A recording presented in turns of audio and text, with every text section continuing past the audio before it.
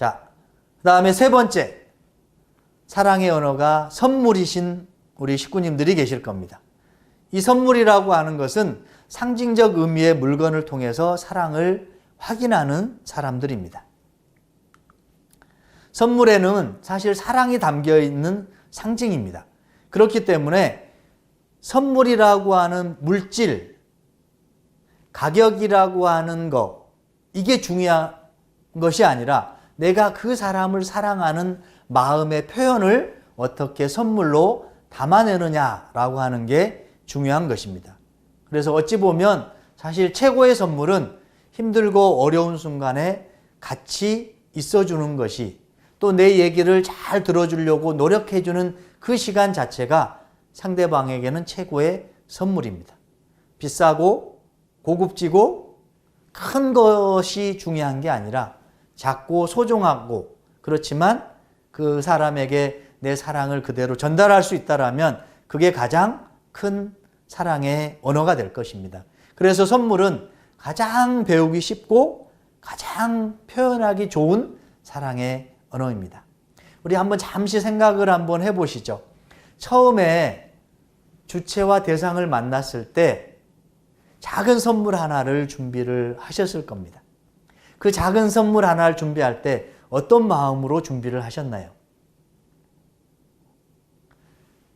이 포장지로 포장을 하는 게 더 좋을까? 이 색깔의 선물을 사는 게 좋을까? 저 사람이 이렇게 사면, 이렇게 포장을 해서 가면 내 주체나 대상이 정말 기뻐할까? 아마 여러 가지 복잡한 생각도 하면서 또 한편으로는 이 사람이 이걸 받아서 정말 기쁘면 좋겠다. 정말 내 마음을 받아주면 좋겠다라고 하는 그 마음으로 선물을 하셨을 것입니다. 그 선물을 오늘 이 시간 다시 해보시면 좋겠습니다. 그래서 가격이 중요한 게 아니고요. 마음과 의미를 담아주시면 좋겠습니다. 그리고 상대방이 원하는 것을 해주시면 더더욱 좋겠죠. 여기서 하나, 우리 부인들한테 부탁드리고 싶은 말이 있는데요. 남편분이 사랑의 언어로 선물을 사오시면 절대 물어보면 안 되는 게 하나 있습니다. 가격입니다. 절대로 가격을 물어보시면 안 됩니다. 얼마짜리야?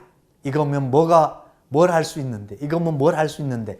그것은 나중에, 아주 나중에 하셔도 됩니다. 지금 당장은 남편과 대상의 마음을 그대로 받아주는 것이 더 큰 일이다. 더 중요한 순간이다. 라고 하는 것을 말씀을 드리겠습니다. 네 번째는 사랑의 언어가 봉사이신 분들이 있습니다. 봉사라고 하는 것은 뭐냐면 상대가 원하는 일을 해주면서 사랑을 확인하는 겁니다. 아마 그 대표적인 게 가사분담이 아닐까라는 생각을 해보게 됩니다. 봉사라고 하는 것은 뭐냐면 내가 하고 싶은 것을 하는 게 아니라 상대가 원하는 일을 해주는 것이 봉사입니다. 그래서 봉사를 할 때는 상대방에게 필요한 것, 그 다음에 두 번째, 상대방이 원하는 것, 그리고 세 번째, 그걸 통해서 상대가 기뻐할 수 있는 것이라면 과감하게 봉사를 해 주시면 상대방은 내가 사랑받고 있다라고 하는 느낌을 굉장히 강하게 받으실 겁니다. 요즘 세상에서 가사분담, 육아 이런 것들에 대한 개념들이 조금 바뀌고 있습니다. 예전에는 그것은 보통 여자들이 하는 거다라고 하는 인식이 있었고, 그리고 남자들은 시간이 나면 내가 조금 도울 여력이 있으면 해주는 것을 가사나 육아라고 생각을 했습니다. 근데 지금은 같이 하는 걸로 돼 있습니다. 근데 저는 여기서 우리 축복가정들에게는 이 봉사라고 하는 것, 가사나 육아라고 하는 것들을 이 관점에서 하시면 좋겠다라고 제안을 드립니다. 그건 뭐냐면 내가 이 사람을 정말 참사랑할 수 있는 도구, 내가 이 사람에게 참사랑과 위하는 삶을 실천할 수 있는 그것으로서의 봉사가 되어지면 좋겠다라고 하는 겁니다. 그렇다면 조금은 냄새나는 음식물 쓰레기도, 때로는 빨래도, 때로는 빨래를 개고 넣는 것도, 또 설거지를 하는 것도 너무너무 기쁜 마음으로 하실 수 있지 않을까라는 생각을 해보게 됩니다. 그래서 상대가 요구하는 것에 대해서 나의 사랑이 효과적으로 전달되도록 하고, 상대도 요청을 할 때는 정중하게 요청을 하는 게 좋습니다. 뭐뭐 이렇게 해주면 내가 참 기쁠 것 같아요. 당신이 이러이러한 걸 해주면 나는 너무너무 사랑받고 있다고 느낄 것 같아요. 그리고 반드시 그 봉사가 끝난 후에는 이렇게 피드백을 해 주셔야 됩니다. 당신 힘들 텐데, 당신이 조금 불편했을 수도 있는데 이걸 해줘서 너무너무 고마워요. 역시 당신이 최고예요.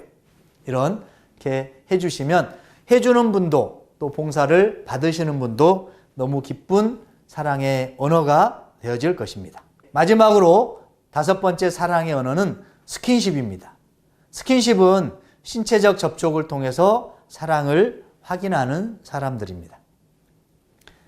우리가 예전에 아마 식구님들이 보신 영상이 있을 수도 있습니다. 이건 뭐냐면 아기 원숭이가 철사로 되어 있는 어미 원숭이에게 가면 우유를 먹을 수 있고, 털로 되어 있는 어미 원숭이에 가면 따뜻함을 느낄 수 있는 훈련입니다. 그것을 찍었던 동영상이 있는데요. 유튜브를 통해서 한번 검색을 해보시고 꼭 보셨으면 좋겠습니다. 그 어린 원숭이는 불안하고 배가 고플 때는 우유를 주는 인형에게 가서 젖을 먹지만, 불안함을 느낄 때는 따뜻한 털이 있는 인형에 있는 곳에 가서 안정감을 느끼는 영상입니다. 스킨십이라고 하는 것은 바로 그런 겁니다. 사랑의 언어가 스킨십인 사람들은 누군가와 손을 잡거나 키스를 하거나 포옹을 하거나, 그리고 작은 스킨십들을 통해서 사랑을 전달하고 내가 또 사랑을 받고 있다라고 느껴지는 겁니다. 그런데 스킨십은 굉장히 좋은 사랑의 언어의 표현이긴 하지만, 또 한편으로는 상대방의 사랑의 언어가 스킨십이 아닐 경우에는 문제가 될 수도 있습니다. 그래서 그 스킨십은 관계를 파괴하기도 합니다. 사람이 위로받고 싶을 때 때로는 우리들이 말로써 위로를 많이 합니다. 그러나 진짜 위로는 말보다는 말 없이 다가가서 따뜻하게 안아주는 것이 더 큰 위로가 될 수 있습니다. 식구님들 혹시 프리허그를 아시나요? 그렇다면 프리허그가 어떻게 시작되었는지 아시나요? 프리허그를 처음 시작했던 한 청년은 인생에 더 이상 희망과 비전이 없어서 이 생을 마감하기 위해서 죽으러 가는 길이었습니다. 그 청년을 바라봤던 어느 할머니가 조용히 다가와서 그 청년을 말없이 안아줬습니다. 그 말없이 안아주는 할머니의 포옹 한 번 때문에 이 청년은 새로운 삶을 시작하게 되었습니다. 거기서부터 프리허그라고 하는 운동이 시작되어졌습니다. 또 하나, 여러분들이 많이 보셨던 같이 태어난 쌍둥이 아이인 언니가 뒤에 태어난 동생이 호흡이 없고 의사는 죽었다라고 하는 사망 선고를 내렸을 때 이 언니가 그 동생을 안아주고, 그의 부모가 이 아이를 마지막 한번 안을 수 있게 해달라고 의사에게 얘기를 해서 이 아이가 생명을 얻은 경우도 있습니다. 이건 아마 영상을 통해서 많이 보셨을 것입니다. 사랑의 언어인 스킨십은, 특히나 포옹은 이렇게 생명을 살리는 힘이 있습니다. 부부간에 포옹하는 모습, 부부간에 자연스럽게 스킨십을 하는 이 모습은 우리 축복 자녀들에게 큰 안정감과 큰 밝은 영향을 미칠 것입니다. 그래서 스킨십을 할 때는 상대가 먼저 자신에게 스킨십을 해주도록 요청하는 것도 굉장히 중요합니다. 나중에 기회가 되시면 포옹을 하는 6가지 방법들이 있는데요. 그것은 꼭 한번 보시면 좋겠습니다. 자, 그래서 사랑의 언어로 의사소통하는 것들을 한번 정리를 해보면 이렇게 됩니다. 인정하는 말이 사랑의 언어인 사람은 어떻게 할 것이냐? 인격이나 존재에 대한 신뢰, 칭찬과 감사, 격려와 부탁을 할 때 내가 사랑을 받고 있다라고 느끼게 됩니다. 행동에서는 역시 마찬가지고요. 주의해야 될 건 뭐냐면 명령하거나 비꼬는 말을 하거나 욕설을 하거나 영혼 없는 말을 할 경우, 특히 영혼 없는 칭찬은 이 사람들에게는 엄청난 상처가 되어집니다. 그래서 인정하는 말이 사랑의 언어인 내 배우자에게는 어떻게 측면을 많이 보시면 좋겠습니다. 칭찬하고 감사하고 격려하고 요청하는 것. 두 번째, 함께하는 시간이 사랑의 언어인 분들에게는 온 우주에 그대만 있다라고 하는 느낌의 진정한 대화를 해주는 거 굉장히 중요합니다. 그래서 대화를 하실 때 이런 후렴구들을 많이 넣어주시면 좋습니다. 눈을 맞추고 고개를 끄덕여주고 몸을 기울이지만 거기에 그래서 정말 이야 재밌었겠다. 좀 더 얘기해 줄래? 정말로 대단한데? 우와 이런 표현들을 많이 해주면 함께하는 시간 속에 이 사람은 사랑의 언어를 경험하시게 될 겁니다. 주의해야 될 것은 무엇이냐면 딴짓하는 겁니다. 또 딴소리하고 객관적으로 비판하고 그거 사실이 맞아? 내가 알기로는 이게 사실이 아닌데? 라고 하는 것들은 그 다음에 상대방의 감정을 듣기도 전에 해결책을 제시하는 겁니다. 내가 뭐 하면 되겠네? 이거 해주면 되지? 라고 하는 것들은 주의해야 됩니다. 특히나 우리가 스마트폰을 많이 활용하고 있기 때문에 부부관계에서 스마트폰을 보시면서 사실은 대화하는 경우가 대단히 많습니다. 그것은 주의해야 될 행동 중에 하나입니다.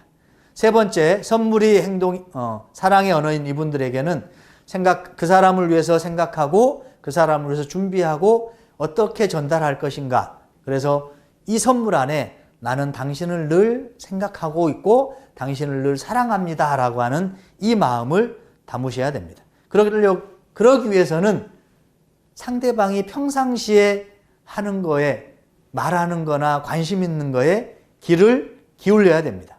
그리고 가장 좋은 방법 중에 하나는 이벤트입니다. 기념일을 반드시 챙겨주는 겁니다. 축복기념일, 서로 간의 생일, 혹시 우리 1세 선배님들이나 1세 가정들도 마찬가지지만 서로가 3일 행사를 하면서 가정 출발을 했던 일, 이런 날들은 반드시 챙겨줘야 될 기념일입니다. 그리고 주의해야 될 것은 뭐냐면 영혼 없는 선물입니다. 예를 들면 이런 거죠. 그냥 이거 사왔어. 뭐 아무런 의미나 감정도 없이 그냥 툭 던져둔 듯한 그 선물은 오히려 이 사람에게 상처가 될 수 있습니다. 그 다음에 조금 전에 말씀드린 것처럼 기념일을 잊어버리는 것, 이거는 이 사람들에게 엄청난 상처입니다. 그리고 주의해야 될 것은 받고도 무반응하는 겁니다. 무감동하는 겁니다. 우리가 수수작용을 얘기를 할 때 사실 잘 주고 잘 받아야 된다라고 하지만 잘 받는 거가 굉장히 중요합니다. 내가 누군가에게 선물을 줬는데 반응이 영 시큰둥해요. 그러면 그 사람에게는 다시 선물을 주기가 사실은 부담스럽습니다. 근데 내가 작은 거라고 생각을 해서 그 사람에게 주는데 너무 크게 감동을 하고 받으면 이 사람에게는 더 많은 선물을 해주고 싶어 합니다. 아까도 말씀드렸듯이 절대로 가격을 물어보시면 안 됩니다. 네 번째가 뭐냐면 사랑의 언어가 봉사인 분들입니다. 이 봉사인 분들은 어떻게 할 거냐? 선입견을 가지고 봉사하시면 안 됩니다. 내가 이런 거 하면 저 사람이 기뻐하겠지. 그 다음에 당연한 걸로 생각하셔도 안 됩니다. 내가 기꺼이 즐거운 마음으로 봉사할 때 그 사람은 사랑을 받는다라고 생각을 하게 됩니다. 그리고 자꾸 물어보셔야 됩니다. 내가 뭘 도와주면 좋아? 내가 이렇게 해주면 좋아? 아니면 어떤 거 해주면 좋겠어? 라고 물어보는 게 그 사랑의 언어를 확인하는 방법입니다. 정말 주의해야 될 건데요. 시켜서 하는 겁니다. 차라리 시켜서 하는 거면 조금 시간이 지나서 자발적으로 하시는 게 훨씬 낫습니다. 그 다음에 두 번째, 하고 나서 생색내는 거. 이건 정말 주의하셔야 됩니다.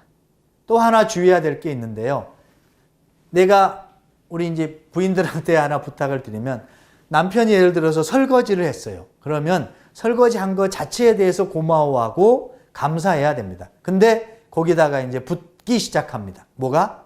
옆집에 누구는, 어느 교회에 어떤 선배는 설거지도 하고 밥도 해주고 빨래도 해준다는데 라고 하는 것들이 붙기 시작하면 진정한 봉사의 의미를 통해서 사랑의 언어를 경험할 수 없게 되는 겁니다. 마지막 스킨십입니다. 스킨십은 어떻게 해야 되냐면 서로 신뢰하는 관계 속에서 상호 합의하에 진행되어야 합니다. 그리고 토닥토닥 해주고 쓰담쓰담 해주는, 이거는 굉장히 중요합니다. 혹시 사랑의 언어가 스킨십인 두 부부가 있다면 지금 한번 서로 손을 잡으시고 허깅을 해보셔도 좋을 것 같습니다. 네. 그 다음에 주의해야 될 건 뭐냐면 상대방이 싫다는데 하는 겁니다. 그리고 강제로 하거나 위협을 주면서 하거나 폭력적으로 하는 사랑의 언어는 대단히 위험합니다. 그래서 이 5가지 사랑의 언어, 내 사랑의 언어도 중요하지만 상대방의 사랑의 언어도 중요합니다. 서로가 서로를 알아야 관계 리부팅이 시작될 수 있습니다. 저 사람에게 저 사람의 사랑의 언어를 충족시켜 줄 수 있을 때 관계 리부팅은 시작할 수 있습니다. 자, 그래서 사랑이라고 하는 이 5가지 사랑의 언어는 가장 중요한 것은 상대방의 사랑의 언어를 찾아주는 것. 두 번째로는 사랑의 언어가 통해서 서로의 관계를 변화시키는 겁니다. 근데 사실은 내 사랑의 언어가 아니면 되게 어색하고 불편합니다. 우리 처음에 우리 한일가정 선배님들은, 또 이란가정, 국제가정 선배님들은 기억이 나실 겁니다. 상대방의 언어를 모를 때 그 언어를 배우기 위해서 얼마나 많은 노력을 했는지. 또 우리 그 선배들도 마찬가지입니다. 뭐냐면 한한가정이라 할지라도 지방마다 특유의 사투리와 문화가 있습니다. 그것을 이해할 때까지는 사실 되게 어려운 과정들을 겪게 됩니다. 사랑의 언어도 마찬가지입니다. 내 사랑의 언어를 알고 상대방의 사랑의 언어를 알았다 할지라도 이게 한꺼번에 한순간에 되어지지는 않습니다. 상대방의 사랑의 언어를 공부하기 위해서 때로는 부단한 노력이 필요합니다.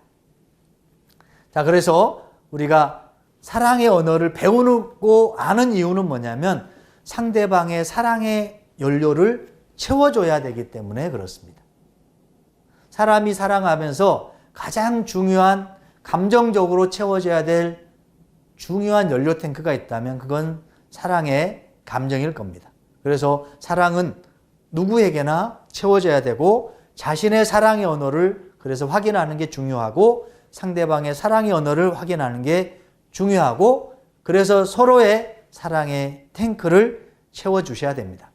여기 보시면 3개의 스마트폰을 충전시키는 충전기 모양이 있습니다. 저는 아직도 5핀의 충전기를 사용합니다. 제 와이프는 C타입입니다. 제 스마트폰 충전기로 아무리 제 와이프의 핸드폰을 충전하려고 해도 충전이 되지 않습니다. 상대방의 사랑의 언어에 맞는 타입으로 충전기를 꽂아야 제대로 충전되고 그러면 우리는 스마트폰을 사용할 수 있습니다. 마찬가지로 상대방의 사랑의 언어는 내 방식대로 채워주는 게 아니라 상대방의 사랑의 방식으로 채워주셔야 됩니다. 그 서로의 사랑의 언어를 아셨으면 오늘 이 시간을 마무리하면서 이걸 하나 집안에서 같이 논의하시면서 해보시면 좋겠습니다. 축복 가정으로서 살아가면서 서로의 사랑의 탱크, 사랑의 언어를 배우고 채우기 위해서 우리 주체분들은 어떻게 하실 건지, 그리고 우리 대상분들은 어떻게 하실 건지, 그리고 주체와 대상이 같이 공동으로 노력해야 될 것은 무엇인지를 한번 작성을 해보시고 같이 얘기하셨으면 좋겠습니다. 이것은 꼭 해보시고 같이 하늘 앞에 보고하고 기도하시면 좋겠습니다. 이 사랑의 언어는 지금까지는 두 사람만의 사랑의 언어, 횡적인 사랑의 언어를 말씀을 드렸지만 보다 중요한 사랑의 언어가 있습니다. 그것은 하늘 부모님과 참 부모님이 나와 내 주체와 내 대상과 우리 부부와 우리 가정에 주시는 사랑의 언어가 무엇일까를 아는 겁니다. 부모님의 하늘 부모님과 참 부모님의 사랑의 언어가 때로는 시련으로 오실 수도 있습니다. 때로는 큰 축복으로 나타날 수도 있습니다. 때로는 좌절감을 맛보기도 할 겁니다. 우리는 성경에 욥이라고 하는 사람을 통해서 하나님의 사랑이 어떤가를 우리는 잠깐 볼 수 있습니다. 욥에게 많은 축복을 줬지만 때로는 육신의 고통도 줬었고 때로는 물질을 다 빼앗아가는 고통도 줬습니다. 그게 욥은 그것을 하늘 부모님의 사랑이라고 받았기 때문에 나중에 더 큰 축복을 받을 수 있었다라고 하는 겁니다. 그래서 하늘 부모님과 참 부모님이 나에 대해서는 어떤 사랑의 언어를 주고 계시는지, 또 하늘 부모님과 참 부모님이 나의 상대에 대해서는 어떤 사랑의 언어를 주고 계시는지를 서로 배우는 시간들이 되셨으면 좋겠습니다. 그런데 그 하늘의 사랑의 언어를 알아가는 방법이 뭐냐면 이미 우리 선배님들이, 우리 축복 가정들이 많이 하고 있는 내용들입니다. 그게 뭐냐면 기도와 정성입니다.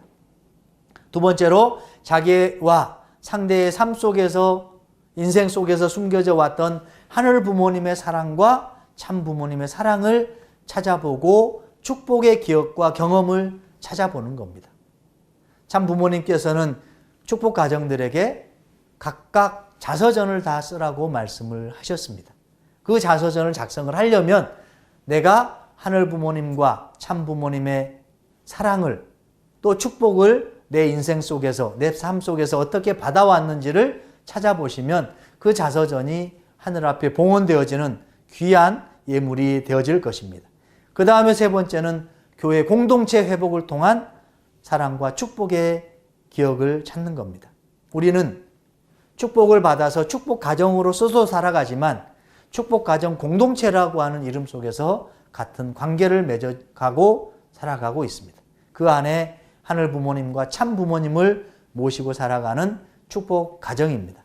저희의 자녀들이 어느 순간에는 내 자녀 누구의 아들, 딸의 모습이 아니라 후배 가정의 모습으로 갈 수도 있고, 그렇기 때문에 우리는 어찌 보면 축복의 공동체이고 교회 공동체이지만 축복이라고 하는, 자녀 축복이라고 하는 입장에서 보면 사돈이라고 하는 공동체로 나타날 수도 있습니다. 그렇기 때문에 부부 리부팅을 통해서 더 행복하고 더 하늘의 축복을 많이 받는 축복 가정이 되어진다면 그걸 바라보고 자라는 우리 자녀들은 더 멋진, 저희들보다 더 훌륭한 축복 가정의 모습으로 성장되어질 거고 하늘은 반드시 그렇게 축복하실 거라고 하는 말씀을 드리면서 마치도록 하겠습니다. 감사합니다.